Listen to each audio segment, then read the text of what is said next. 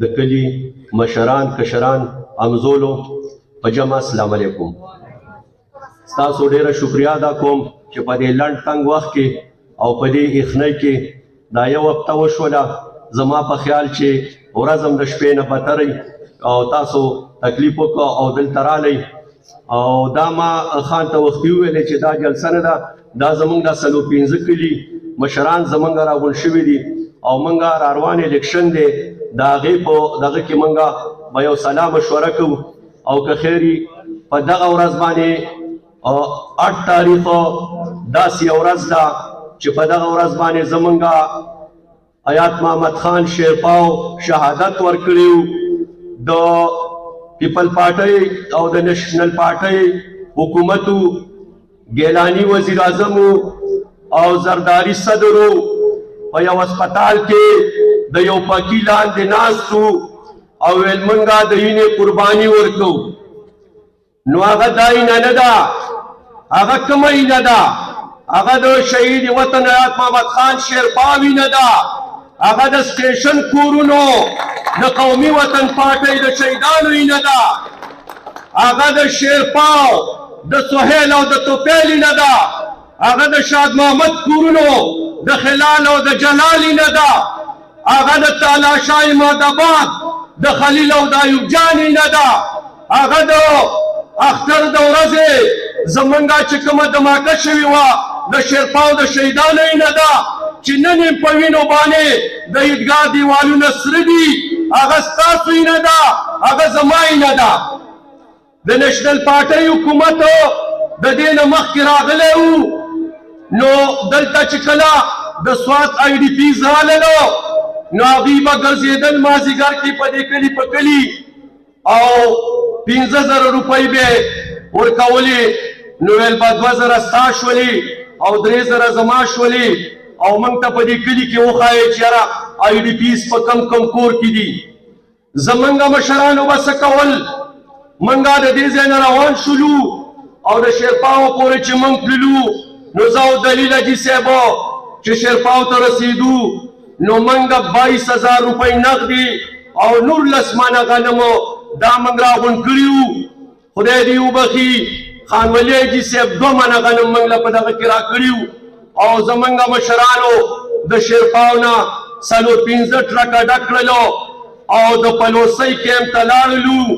نو هلته موږ ورکړلو، هلته علمزیب دې خدای وبخي ژوندی و، موږ یو خیمې ته ننوتلو، سکندر خان را سره و، هغوی وویلې په هغې کې یو بوډا پروت او یو پیغله لورې وه 2 په 2 او هغه لورې په ژړا شوه چې ما له هېڅ هم مه راکوئ، خو زما دا پلار بیمار دی، د ده د املا لګېدلې ده، ما له د یو کټ بندوبست وکړئ. سکندر خان اډر وکړل فوراً د تا کټ حاضر کړئ. کټ یې ونه ورکړو، نور سامان یې ونه ورکړو او هغې سر تور کړو او ویې ویلې چې خدای دې د ملک باچا کا.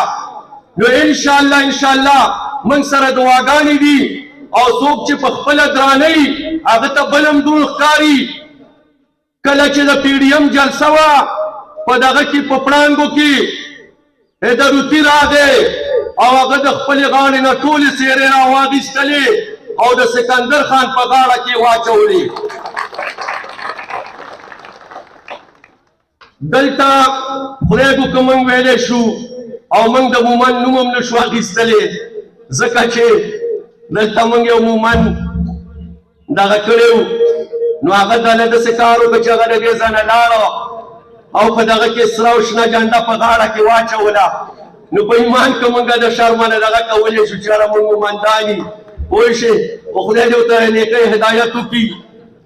هغه چې بیا موږ سره دلته څه وکړو، زه ناظم شوی وم، د ناظم څه پنډي خو دغه له 20,000 روپۍ پنډي. نو زمونږ سکندر خان په وزارت کې و، هغه وویلې چې یاره شیر باچا دې ځای کې زه یو پیډر کوم دې دغه ته، نو په دې کې ټولې د اوسپنې غټې ستنې واچوئ چې سهار نه پکې د بل پیډر ضرورت وي او بیا پې خرچه کمه راځي او موږ ته پکې مشکلات نه وي. او د دې ګلزیب کلي نه ماډل ویلج جوړ کړئ. نو زه انجینر سره وګرځېدلم، ما کوم ځای پورې چې پوخ روډ تلی شو هغه ځای پورې موږ پوخ روډ بوتو او نور هم پکې پرشمندۍ دغه کړلې نو 66 लाख روپۍ د هغې اسټیمیټ جوړ شو.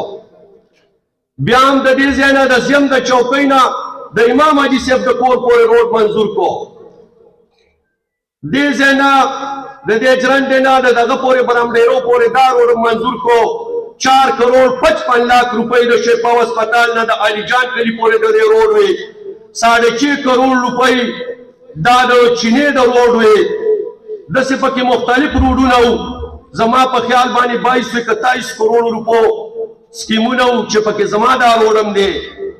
هغه زمونږ MPS صاحب سره خدای ښه وکړي هغه راواخیستو او هغه موږ دا نه وایو دغه هم زمونږ وروڼه دي خو هغه د دې ځای نه اوچت کړه هېڅ په پته پوه نه شو چې کوم خوا یې ویوړله.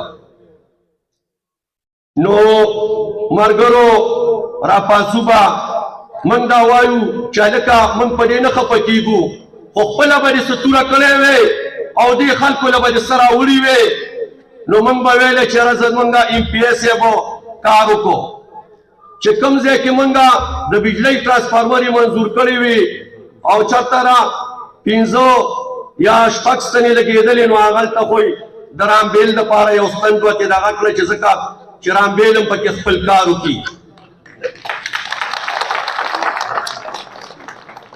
نو خبرې ډېرې نه کوو ټایم کم دی مشر به هم خبرې